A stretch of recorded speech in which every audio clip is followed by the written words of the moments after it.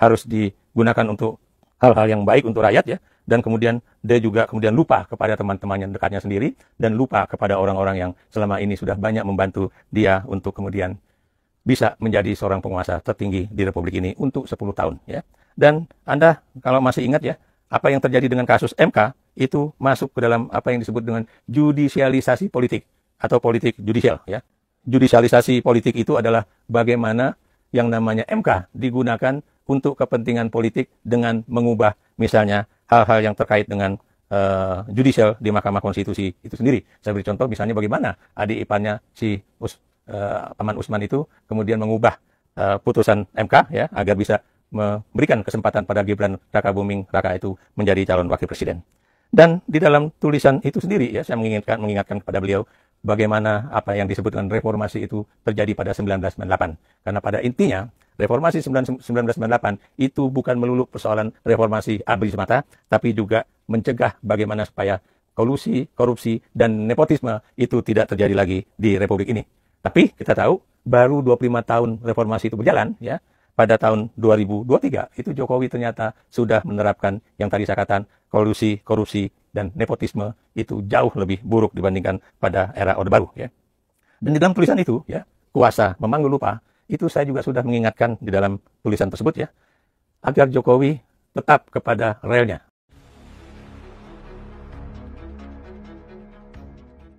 Berjalan sesuai dengan rel politiknya, yaitu apa? Ikuti aturan-aturan konstitusi, ikuti aturan-aturan perundang-undangan, agar apa? Agar dia nanti bisa mengakhiri masa jabatannya dengan soft landing ya. Soft landing itu artinya dia mendarat dengan sangat smooth ya, seperti pesawat yang landing, dan kemudian dia akan dikenang sebagai seorang presiden yang benar-benar ada di hati masyarakat.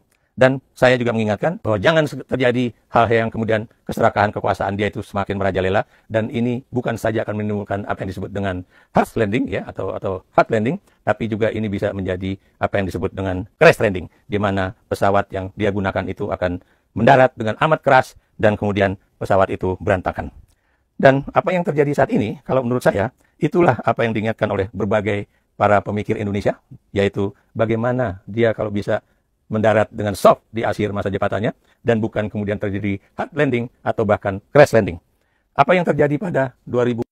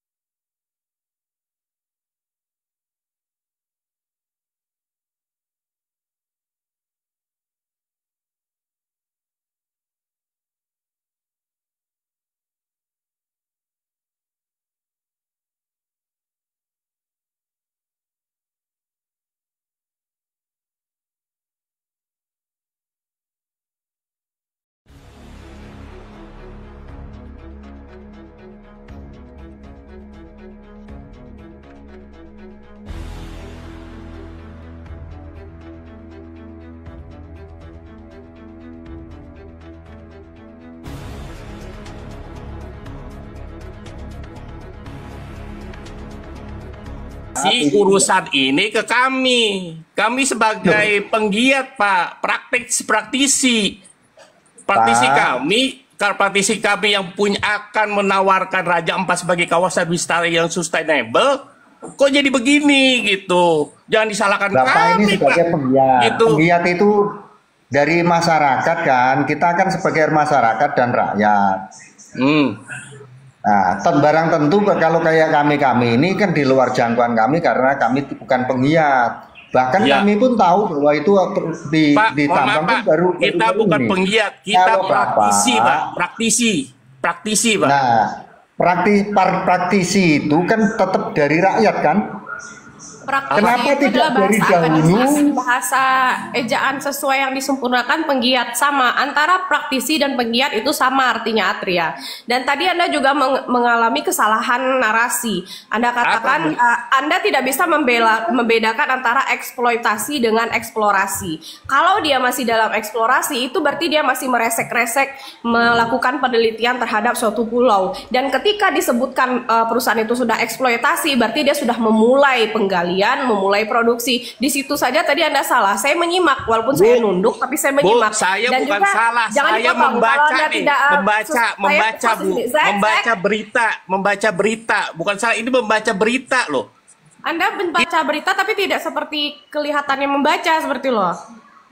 Iya, sepertinya Bapak lebih tahu duluan dibanding kami. Maksudku gini loh, Bapak kalau misalkan terdahulu tahu tata cara, seharusnya tim dari Bapak itu jangan sampai ini keteledor sampai tekanan luar negeri ataupun dari kita sendiri. Pada akhirnya berhentinya tambang itu karena oleh tekanan kami sebagai rakyat kecil, bukan dari tim anu loh. Artinya tim dari Bapak itu tidak mampu untuk menggoyang apapun di pemerintahan.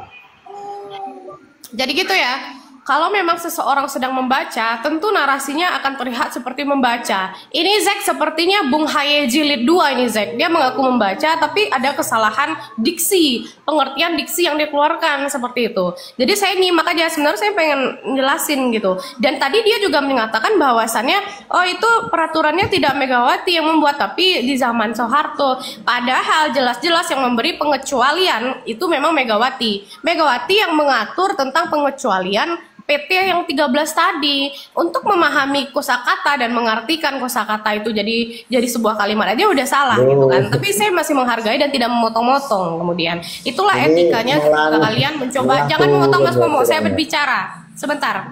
Jangan dipotong ya. Jadi itulah ya, kemudian kalau di dalam room ini memang kemampuan kalian menyusun kosakata itu juga dibutuhkan. Habis itu jangan berdusta, jangan berbohong gitu loh. Jadi itu etikanya dan berbicara itu juga satu persatu. Nah silakan Mas Momo kalau masih ada yang mau ditambahkan sebelum kita ke Bang John Dairy Pultra. Silakan, Dek.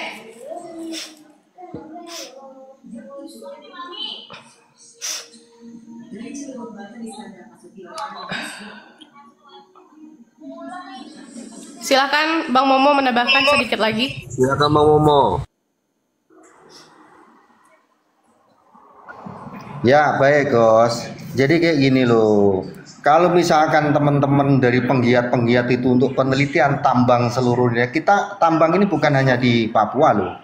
Kita tuh hampir setiap pulau tuh ada tambang. Kalau referensinya memang menyalahi aturan, ya jangan hanya datanya ini setelah semua jadi heboh baru seolah-olah mereka itu aku sudah itu yang jadi penyebabnya. Pada akhirnya diberhentikan oleh Pak Prabowo itu juga karena sudah trending topik bahwa tekanan masyarakat. Yang bisa menghentikan juga bukan aktivis tapi tekanan masyarakat juga gitu loh.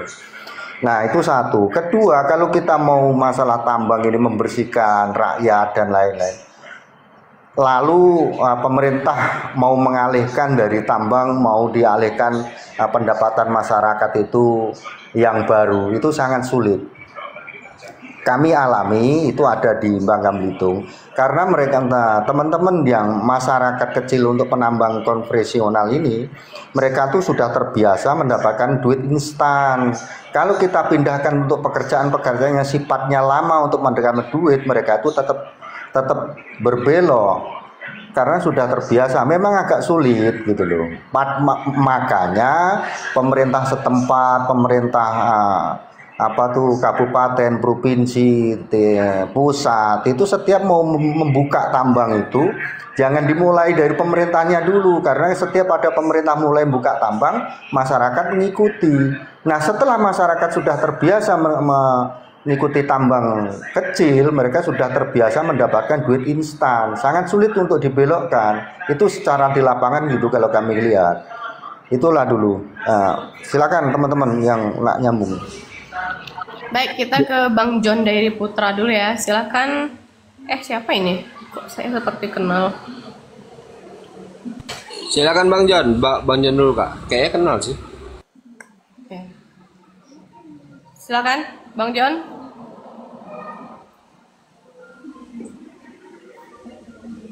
Halo, selamat pagi. Boleh nambahin sedikit, Kak? Silakan Mbak Reakson. Kenapa Bang John? Sebentar. Halo. Halo, selamat pagi Bang John. Ya, selamat pagi. Saya pingin mengetahui aja bagaimana sistem pertambangan itu yang sebenarnya. Macam di daerah saya di Provinsi Kepulauan Riau, banyak tambang boksit itu, tapi nggak tahu kita arahnya mau kemana gitu loh. Jadi artinya banyak yang bermain, ya langsung mereka ekspor ke Hong Kong, kemana begitu. Tapi saat ini memang tambangnya sudah berhenti gitu loh. Tapi mungkin ada rencana suatu saat nanti mau buka lagi tambang ini, tapi arahnya nggak kemana. Nggak tahu kemana. Jadi saya ingin belajar aja dulu seperti apa ini masalah tambang ini, gitu aja. Terima kasih. Yang namanya membuka pertambangan tentu pertama kali yang harus dilakukan tentu mengeluarkan izin ya. Mengajukan izin untuk izin usaha pertambangan. Dan sebelum izin usaha pertambangan itu keluar, maka kita harus mengajukan yang namanya AMDAL. Yang mana AMDAL itu adalah analisis dampak lingkungannya. Nah, seperti itu. Dan kemudian kalau sudah terdaftar, barulah kalau sudah melalui tahap eksplorasi juga, baru kita nanti dinyatakan layak atau tidak layak beroperasi, seperti itu. Dan setelah kita dinyatakan layak beroperasi dan juga kita sudah melengkapi AMDAL-nya, habis itu baru keluar IUP, baru boleh eksploitasi. Nah, kemudian tetap saja kita bekerja sama dengan Menteri ESDM dan kemudian melalui Menteri ESDM lah kemana barang ini akan diarahkan. Seperti itu sederhananya Bang John. Lalu ada pertanyaan, Riau-nya di mana Bang? Di Provinsi di Tanjung Pinang. Tanjung Pinang. Zek, jawab Zek. Oh, Tanjung Pinang enggak. Jauh Kak itu Kak dengan aku Kak. Aku Dumai. Haha. Nanti biar bentar aku cek data. Lanjutkan lu Kak, benar. Jadi perusahaan tambang itu kemudian sudah terhenti begitu Bang John?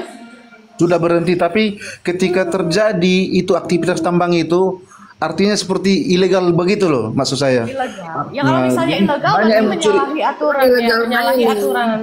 Iya, namanya aja udah ilegal main. Nggak punya izin, artinya tambang gelap, tambang masyarakat yang nggak punya izin. Nah, yang bertanggung jawab harusnya yang rata-rata, yang pemainnya rata-rata pejabat semua, host. Ya gitu. Harusnya mereka gitu, yang boksit yang di Tanjung Pinang. Iya, benar.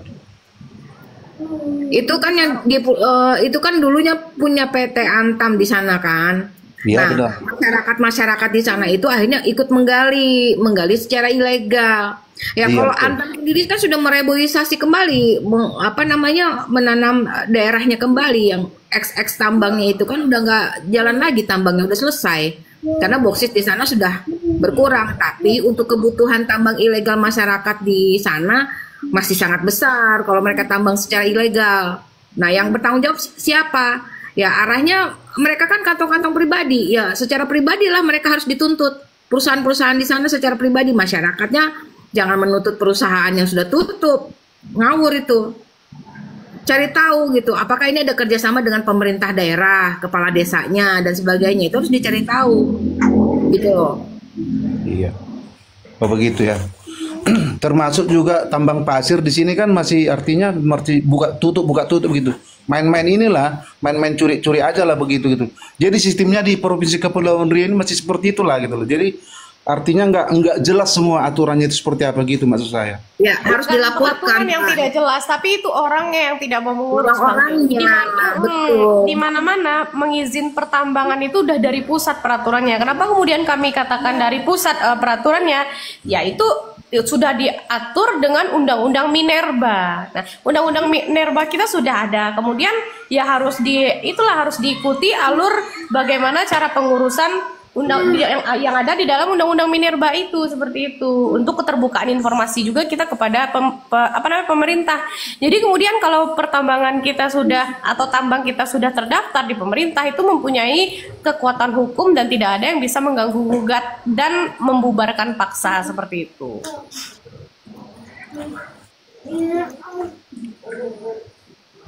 Ya, saya tahu tuh di Tanjung Pinang, Pulau Bintan itu punya BUMN besar itu, tapi kan udah selesai dia, dan CSR di sana juga berjalan, dan itu sudah diserahkan ke pemerintah setempat untuk dikelola oleh pemerintah setempat. Nah, artinya kalau ada tambang-tambang ilegal seperti itu, yang bertanggung jawab siapa? Ya tinggal dilaporkan aja secara individunya ke Polres. Nah, perlu dicari tahu juga ada bermain enggak mereka nih dengan Polres setempat gitu, saling membackup, kan banyaknya begitu. Iya. Yang penting setoran jadi aman gitu kan. Padahal itu illegal mining gitu. Karena setorannya lancar jadi aman. Nah, nggak bisa lalu menuntut ke pemerintah pusat gitu loh. Lucu gitu kan. Iya. Ya yang dituntut masyarakat setempat. Kenapa menggali secara ilegal lalu dilaporkan, nggak maju, nggak masuk di polsek di sana, lari ke yang atas ke bupati. Bupati nggak gubris ya lari ke tingkat provinsi, ke gubernur, kan begitu. Jadi jangan langsung menyalahkan pemerintah pusat gitu loh, Pak John. Iya, terima kasih host. Saya pingin ini aja, pingin semakin tahu seperti apa sih